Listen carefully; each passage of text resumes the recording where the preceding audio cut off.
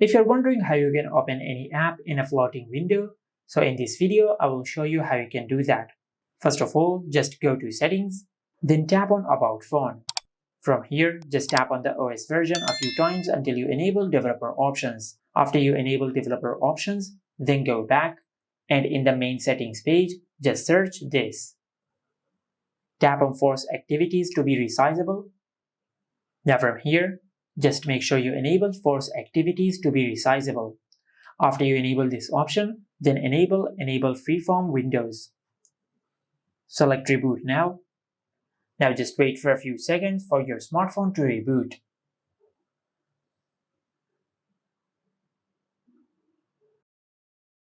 Once your phone finishes rebooting, then go to the Google Play Store and search this.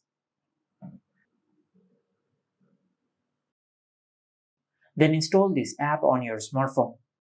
Now just tap on Open and select Allow. From here, just enable this toggle. Tap on Grant Permission. And from this app list, just look for the taskbar app. Then tap on it. Then enable Allow Display over other apps. After that, just go back and enable this toggle again. Select OK. Now in this app list, just look for the taskbar app. Then tap on it and enable this toggle. After that, just select I am aware of the possible risks. Now just wait for a few seconds, then select OK. Now just go back. Now as you can see, we have successfully enabled the taskbar app on our smartphone. As you can see, if you tap on the arrow icon, you can close or open the taskbar window. And from here, you can select any app to open in a floating window. Just like that. Now you can drag the app from the bottom corners to resize the app, and you can drag the app from the top to move the app from one side to another. Just like that. Now if you want to close the app, just drag the app from the bottom corner upward until you minimize the app. Now just tap and hold on the app window and flick it upward.